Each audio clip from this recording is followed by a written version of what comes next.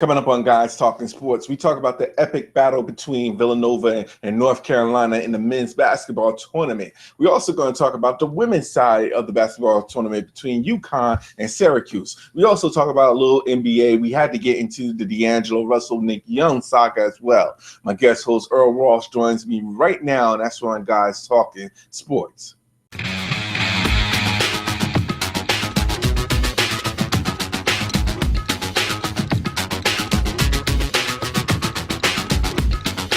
Everybody, this is Guys Talking Sports, and we're back, better than ever, I guess you could say. But welcome to another edition of Guys Talking Sports. I'm your host, Al Qualls. With me today, I got guest host with me, none other than Earl Ross. So, man, what's going on, Earl? Man, how you been, man? How's it hanging?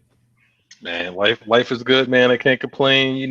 Wish the weather would make up its mind. It was going to be cold or warm. Definitely. And if you can see me, I am now in HD. looking smooth as always, man. But for everyone, again, thank you very much for checking us out. For those subscribers there, I know you've been asking questions about, when's the next podcast coming out, but we're here now, so we're gonna get things going, and we're gonna talk about what happened last night. Of course, we're talking about Villanova beating North Carolina for the NCAA Men's Basketball Championship. And I just want to get your thoughts on it, Earl, man. That's probably to me, that's one of the best games, college games I've seen from men's basketball. And, there's a lot of games out there that are worthy, but from buzzer to buzzer, this is probably one of the best games I've seen in a long time. Let me get your thoughts on that. Yeah, I think it was a very exciting game. It was very back and forth. I mean, it wasn't a blowout like I anticipate this game with the UConn women's and Syracuse is going to be. But no, it was a very good game. I mean, two, tough, scrappy teams. You definitely had the veterans with Villanova, and then you had the young, athletic, studs with UNC. And it was a big time game. I mean, Houston was definitely rocking out there, and both teams played, came to play, and I was very impressed by Villanova, especially the defense. I mean, everything you kept hearing up for the last couple of days, or even throughout the entire tourney, was about the bigs of UNC, how they're going to crash the boards and clean everything up. But Villanova, their defense has definitely been tough, especially when they played Oklahoma and blew Oklahoma away. Game was over at halftime, and they really, the guards, came up, pressured the UNC guards, and never gave them a good, clean look down low. There was no entry passes, nothing like that. So they kind of, not to a certain degree, I think, nullified their bigs, but I think it made it very difficult for them to operate like they have been.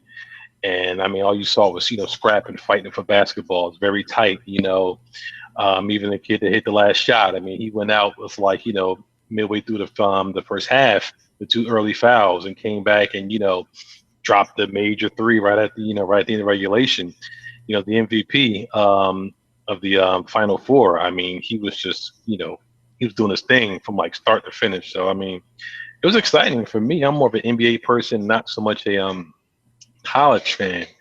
But you got to appreciate, the game, because these are really kids, really amateurs that are really playing. And, when you look at the squad, I'm not sure if you can pick anybody that might even go top 5 or even top 20 out, from Villanova out this draft. The bigs over in UNC, maybe one or two, but it was a good game. It really was a truly college basketball game. And for me, it's been a long time since you've seen a true college basketball game. The game last year was okay, but this was really college basketball at its finest. No, I completely agree with you on that aspect. To be honest, I picked Villanova to win only because of their defense, and it's so underrated. Their defense, to make the adjustments that they did in the second half was very much worthy of they truly earned the championship. I know a lot of people was talking about North Carolina and how the refs, the way that they was calling, and giving the benefit of the doubt to Villanova. But in all honesty, Villanova earned this championship. They did what was necessary down to the last play, and I can't knock them for doing what they did. To be honest, it kind of reminds me of the Detroit defense of the NBA when they won their championship. With like Ben Wallace and Rasheed Wallace and those guys when they beat the Lakers, it kind of reminded me of that type of battle going back and forth. But in the end, Villanova did what was necessary to pull out the win. But I not discredit North Carolina for what they did, to make the game close. And that shot by Price, I believe it was, that was to me one of the most difficult shots to make double clutch. He double clutched it. I was like, wait a second, that's it. That's game. I at least that was definitely going to be, I thought it was strictly going into OT. Yeah. Until Jenkins pulled up deep behind the arc. Yeah. I think what it was, and I think that's what North Carolina didn't do at the last second. They didn't play it till the end. I think they was expecting, we're just going to go into overtime after that, and we'll just take control then. I don't think they did. I don't think they gave Jenkins enough credit or the defense didn't really step up at the very end to at least put their hand in his face to do something. And I think that really what cost them because of course you can't slack until the final. You can't slack at the final end of no matter how much seconds is left off the clock. And I think the team kind of had a lapse there. Yeah, they did. I mean, I think you have to play to the final buzzer, and I think they were doing almost like a prevent offense. They were just preventing them to really, you do anything. I mean, you didn't want to foul them. You sent them to the free throw line. So, I mean, you played in wide berth and tried to make them take a crazy shot. But they didn't play up close to them. I've been hearing commentators saying, well, why didn't they try to block them? They let, they let the kid, do like a bubble screen and come off of it. To me, that play, you could say it looked like it was a strict play, but it looked like the kid was going to take the shot anyway, saw the guy behind him and just tossed it back to him. And he just pulled up, elevated, shot it, followed through like a pure good shot. Mm-hmm. I think UNC was just playing for the tie. Yes, that I agree with. I agree with that. I think UNC was playing for the tie while Villanova was playing for the win. And I believe that their time, and hats off to Villanova. They did a great job. I really thought that they should have been the number one seed to begin with, but they truly played like a number one seed. Ever since that blowout in the Final Four, I just thought that it was their chance to shine.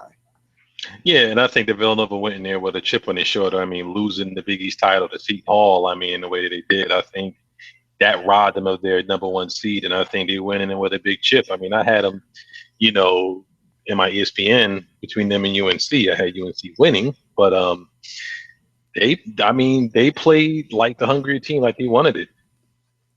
Definitely. They definitely played like they wanted it a lot more. So I know the folks in Philly are still celebrating out there. I can imagine the people out there in the Pennsylvania area going crazy. Oh yeah, they're going to be already having the they're going to have the parade, going down Market Street to City Hall, and it's going to be Friday, so I'm pretty sure it's going to be all shut down in that area. Villanova, they actually shut down school today for classes wise because to celebrate the win and everything, and probably because most of the kids are probably hungover from last night. Most likely, yes, most likely. But and I know that not to go off topic here, but again, and congratulations to Villanova again, Big East team winning the championship. Claiming that Big East is not dead yet. That's all I can say about that. They're alive and well. Yeah, the last couple of all the Big East teams that went to the championship game over the last couple of years have all won. So it's still some people there left. Definitely some people there left. Now let's continue on with the topic with college basketball. Of course, yeah, like you said, Connecticut, the women's side of things, Connecticut is going for an unprecedented, like, what's that, three or four straight think championships, think going for the third. third third in a row. Um, I'm really gonna say this because I heard a lot of grumblings about the fact that Connecticut UConn is just so dominant. And I say this time again, like, you're gonna have to be the type of team that wants to play to beat UConn. It seems like UConn is on the upper level as far as women basketball is concerned, and everybody else is on the second tier or so. Um, their dominance is just really scary. Like, I mean, at this particular point, I thought that there would at least be some type of gap there where another team would be in the mix for the championship, but or at least have some type of rivalry going. But it just seems so far in comparison, like UConn is so dominant at this point. It's I I don't know if it's a good thing or more of a bad thing. Yeah, I've been back and forth about this. I guess it's depending on your take on it. I think that for some people, I think Gino tried to make the comparison between him and the UConn women's basketball and Tiger Woods when he had his run of dominance. I mean, for me, I think that dominance without the absence of competition makes it boring. I mean, at least with Tiger Woods going into Sunday, it was usually a foregone conclusion, but it wasn't like he was blowing the field away by 10 strokes. I mean, he was winning by a couple of strokes, and you always have some competition if someone's going to catch up to him, someone's going to win. So, I mean, yeah, he was dominant, but he had some competition to actually push him. Where in women's basketball, I think that's where I think the guy's comments probably got misconstrued. It was just there was no competitive nature in this dominant run. It's like they're blowing out teams by 20 points plus. So I think that it makes it boring. Like even a championship game, I mean, the casual fan is like, well, I'm going to watch because UConn is probably going to win. But then, like you said, they play who they put in front of them. And if the team is not that good, they're going to just run them out the building. Well, also my gripe is with Gino was like, if you're always getting the top blue chippers to always want to go to UConn, there's no, there's no like a filtering of the talent elsewhere.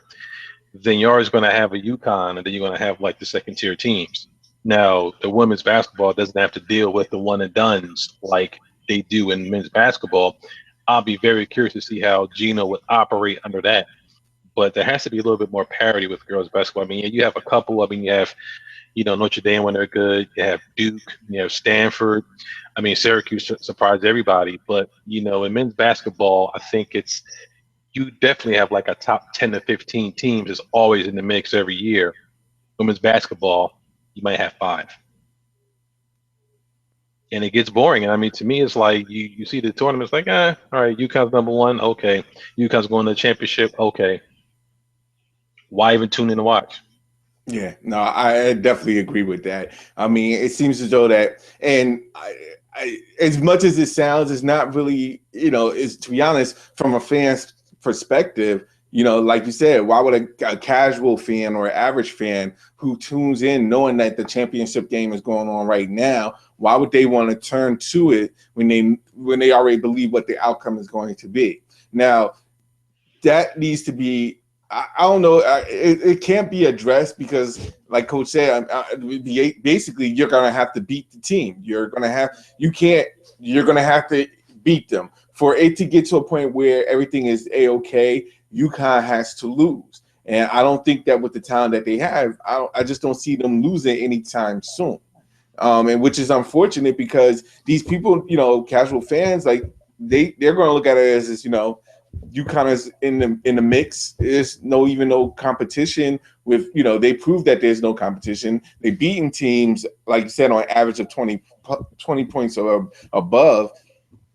At this point, it's just like no comparison. So the casual fan is like, why would I watch when I know when I know what the outcome is going to be? And it's unfortunate because, just when the NCAA is getting to the point where they're growing the fan base, men's basketball already shows that, an average fan will say, yeah, this was probably one of the best games from a men's basketball standpoint that I've seen in a long time. But then you have the women's side where you kind of just blowing the team out by 30 or 40 points. And then you're sitting there like, that's not, enjoyable to watch. It's not as exciting as it would be from a men's standpoint. And it's kind of funny because women, are saying, they need that more support than the average man would get, from a men's basketball program. The women's need a lot more of that revenue.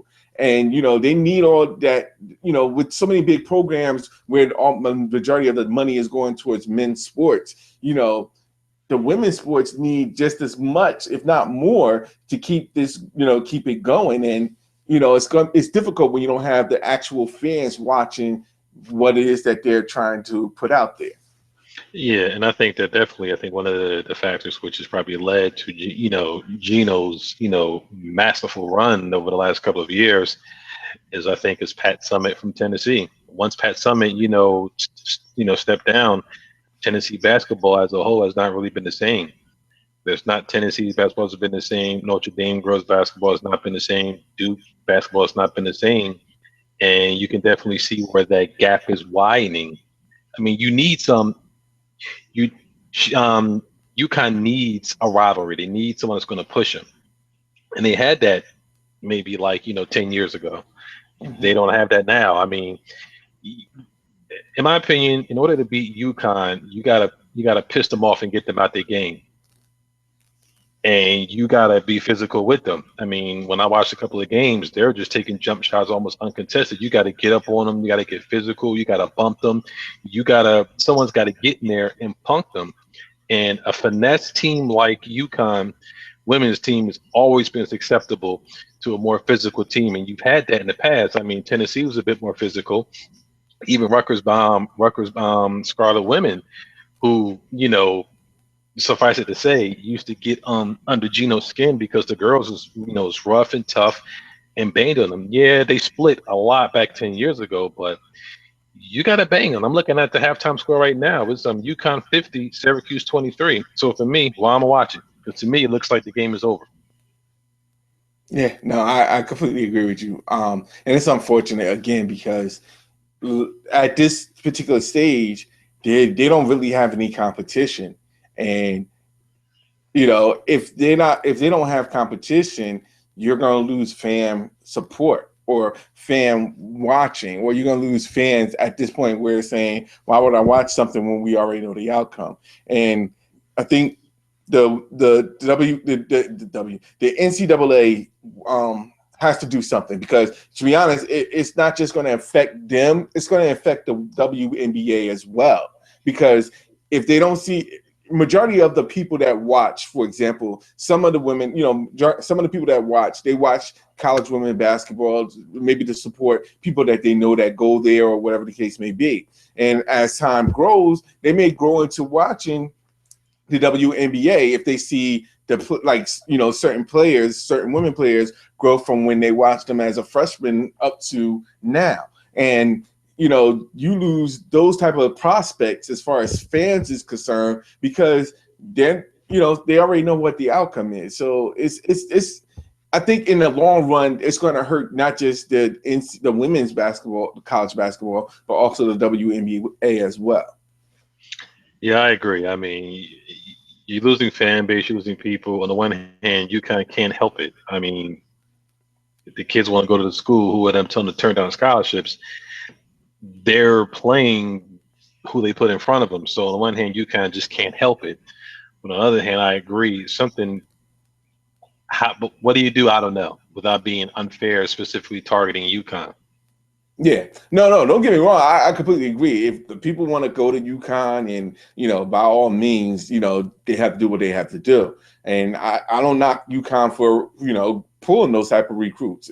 I mean, that's not. I mean, my thing is just that you they're putting a bind.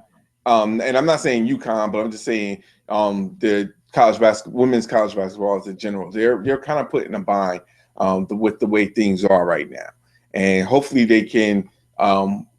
Hopefully, there's a team out there that can give them the run that they need. Because to be honest, UConn needs a rival. You're absolutely right. They need a rival, not just for them, but not for the NCAA, but for them as well. Yeah, they need about a few teams that's going to be a big rival, and UConn needs to lose it once or twice to really make it interesting. No, I agree with that. They definitely need to lose a couple of times. To be honest, it would be crazy to see. I mean, it'd be interesting to see if they would like somebody would knock them out of the. If someone was to ever knock them out of the tournament, I think that would be the biggest story yet. Like they would treat that like it was, even if it wasn't a championship round. Like let's say, for example, like the second round or the Elite Eight. If someone was to knock them out, I think that would be the biggest story over who actually won the tournament. It would. It would. It definitely would be. Yeah. So let's talk a little bit more about well, since we're in basketball, the NBA. I know I wanted to get you. I definitely want to get your take on this whole thing with the LA Lakers and the D'Angelo Russell, Nick Young saga that's been going on for these past, I guess you could say, a couple of days, roughly about a week or past couple of days. So I just want to get your take on that whole saga. One thing I'm pretty sure Kobe like, I'm glad I'm getting the heck out of Dodge in a couple of weeks because it's a hot mess over there. No two ways about it. I mean, I don't know what they were doing with the whole prank. Was it a prank that they was calling it, taping it? I mean, you, you don't do some stupid stuff like that. I mean, guys gonna talk whatever we talk, blah blah blah. I mean, everyone's gonna talk about their wife, significant others. You know, it is taping stuff like that.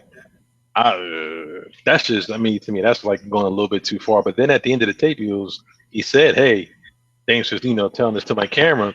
And he responded, it was like, "Oh, okay." And then kind of find out that they kind of do these kind of pranks, but he thought he got rid of it, but maybe he didn't and saved it.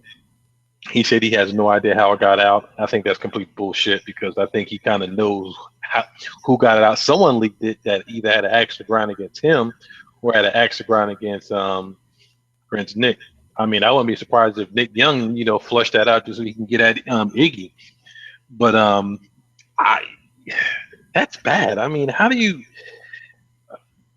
deal with it? That's just. I mean, that's breaking, man rules all across the board. I mean, you're gonna have somebody that spill out about the man talking. I mean, I'm not saying that he's in right to do what he was doing with his fiance, with the girls, but still, I mean, that's equivalent of you telling me something, and then I go tell Cash. Look, It's just foul. It's so foul. That's the only way to put it. It's foul. Okay, I agree with that. Yeah, I mean, it's just some things that you just couldn't do. And not only that, now it's just that you can't be trusted, amongst your own teammates. That could be a big issue.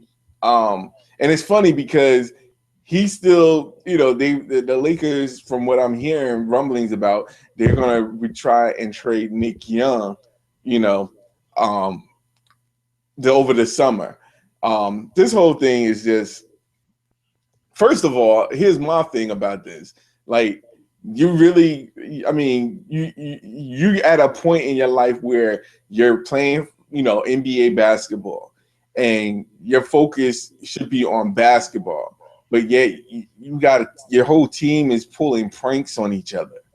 Like, I understand that there's some of the age discrepancies, but like Nick Young is like almost 30 years old. Like, you playing pranks with youngins. Like, you've been in the league long enough where you should be teaching these kids, like, yo, that ain't cool, or what I'm saying. Like, I can understand having fun, but and the pranks thing, I just never got. I just don't understand. Um, I the Russell, he may be doing and I'm not defending him. Don't get me wrong. I'm not defending him. He probably did stuff like this when he was in college a year ago. Like he's only 19 years old. Like he probably been doing this from the past couple of years at his previous school in Ohio State. I believe it's Ohio State. But the point I'm making is that this, this whole thing has just been blown way out of proportion. But I understand why the teammates don't want to, can't trust them. It'd be unfortunate if any teammate can trust them, which reason why I believe that he cannot be traded, because I don't see no other team trying to go after Russell. He has potential, and hopefully down the road his image can clean up. But I just the whole pranking thing to me is just like, it's just crazy. But then again, this is coming from before D'Angelo Russell was even there. This is coming from like Nick Young and on them when Kobe last year was getting on the team because they wasn't seriously committed to basketball. And you saw it like firsthand, like the Lakers when Kobe was actually playing on a regular basis was just like, or was injured. He was injured last season. I'm sorry. That whole thing was just like, he was just like, yo, these guys ain't seriously, they're not serious about playing ball. They're not serious about winning. It's like they just, I think they was already immature before D'Angelo Russell came in.